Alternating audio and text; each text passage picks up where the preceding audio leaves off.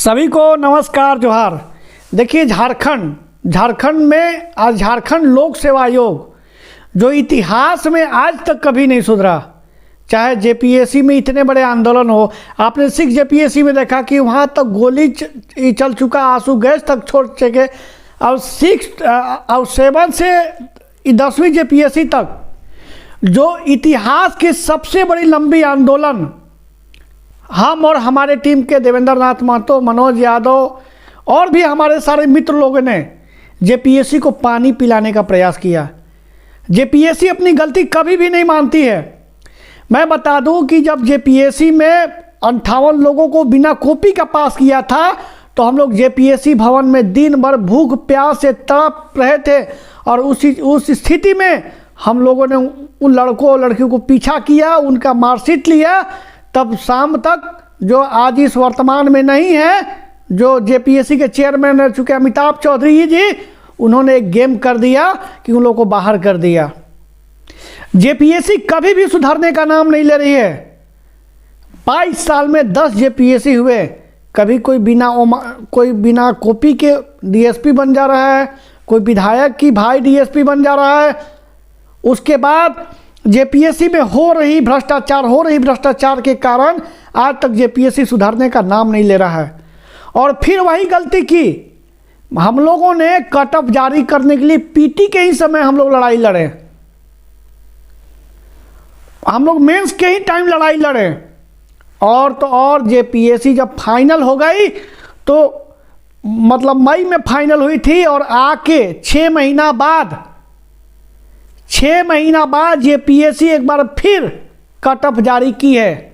और जो cut off जारी की है मैं आपको बता दूं कि जो मेंस की कट ऑफ जारी की है, जनरल के 512, आपका ईएससी शेड्यूल कास्ट के 515, एसटी के 479, बीसी 1 के 532, बीसी 2 के 532 और ईडब्ल्यूएस के 532। जब फाइनल मेरिट लिस्ट जारी हुआ तो जनरल के 633, शेड्यूल कास्ट के 555, एसटी के 583, बीसी 1 के 617, बीसी 2 के 618 और ईडब्ल्यूएस के 612। उभी कब कट ऑफ जारी की, जब उच्च न्यायालय का जब फटकारा लगा तब जेपीएससी कट ऑफ जारी की हड़बड़ में।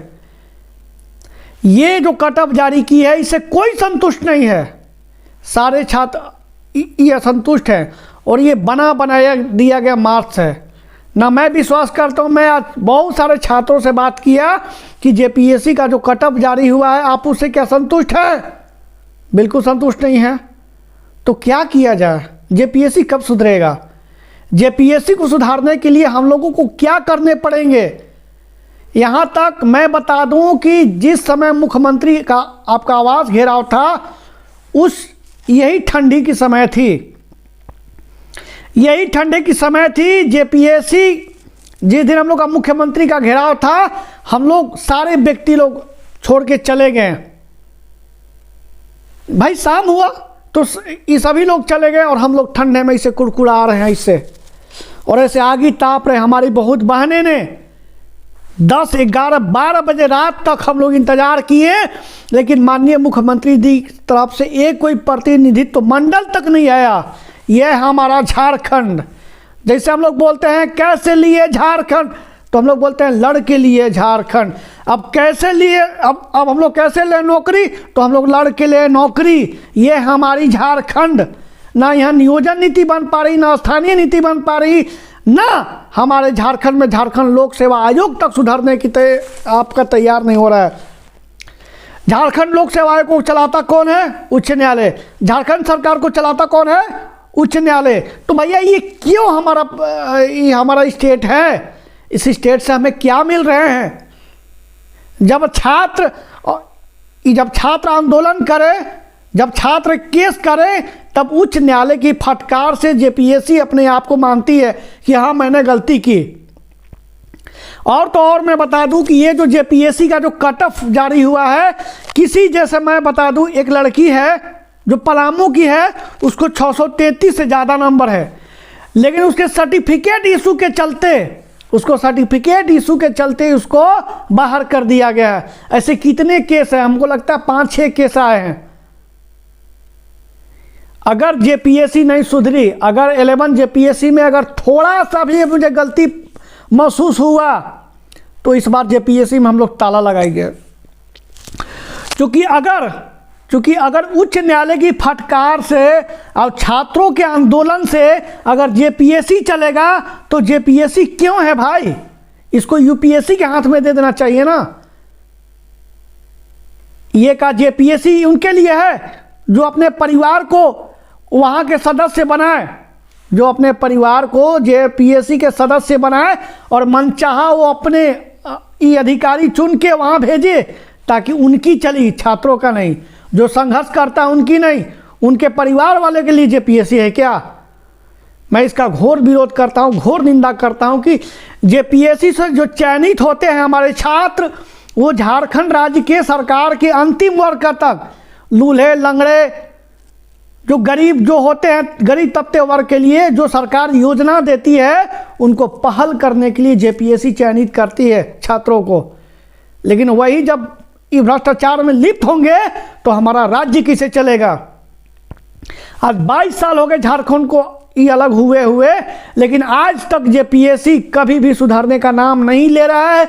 इसके लिए हम लोगों को मैं बता दूं कि मुझे रात में माननीय मुख्यमंत्री जी, रात में हम लोगों को वो 1 बजे सोए हुए व्यक्ति को बोला जाता है कि सोए हुए व्यक्ति को, अरे सोए हुए जानवर कुत्ता को भी नहीं जगाया जाता है, सोए हुए व्यक्ति को भी नहीं जगाया जाता है, लेकिन सोए हुए हम लोग जैसे छात्रों को 1 बजे रात में उठा के और जाके 24 घंटे के लिए थाना में बंद कर दिया जाता है। क्या हमारी मांग गलत है क्या? मेरी हक अधिकार लड़ने के लिए क्या ये गलत है क्या? मैं बता दूं कि अगर माननीय मुख्यमंत्री पर अगर ईडी का छापा पड़े तो उनके कार्यकर्ता ओपनली घूमते हैं और उनके साथ प्रोटेक्शन मिलते हैं। जब छात्र आंदोलन करते हैं तो छात्रों को आतंकवादी जैसा उनके साथ भेदभाव किया जाता है। लेकिन छात्र, आपसे नम्र निवेदन है कि आप डरिए मत। अब सत्यनारायण शुक्ला भी छात्र नेता के रूप नहीं, छात्र के हक अधिकार के लिए जेल भी जाने के लिए तैयार रहेगा, चाहे उसके लिए हमको जो भी करना पड़े चाहे। और मैं आपको बता दूं कि कल तक मैं सारे मंत्री लोगों से मिलने का प्रयास करूंगा, फ़ोन से संपर्क करने का प्रयास करूंगा कि नियोजन नीति कब बनेगी और 11 जेपीएससी का नोटिफिकेशन कब आएगा। इसी तरीके से हमारे चैनल में बने रहिए और आप लोग से नम्र निवेदन है कि आप इस वीडियो को ज़्यादा से ज़्यादा शेयर करिए, लाइक करिए, तभी हम जिनविन बात को अपने यूट्यूब चैनल के माध्यम से अपने आप मतलब आपके पास हम रख सकते हैं। और मैं झारखंड में बदलाव चाहता हूं, झारखंड में छात्र हित में बदलाव चाहता हूं और बदलाव लाऊंगा। क्योंकि कैसे लिया झारखंड, तो लड़ के लिया झारखंड। अगर कैसे सुधारना है झारखंड तो मैं लड़ के सुधारूंगा झारखंड।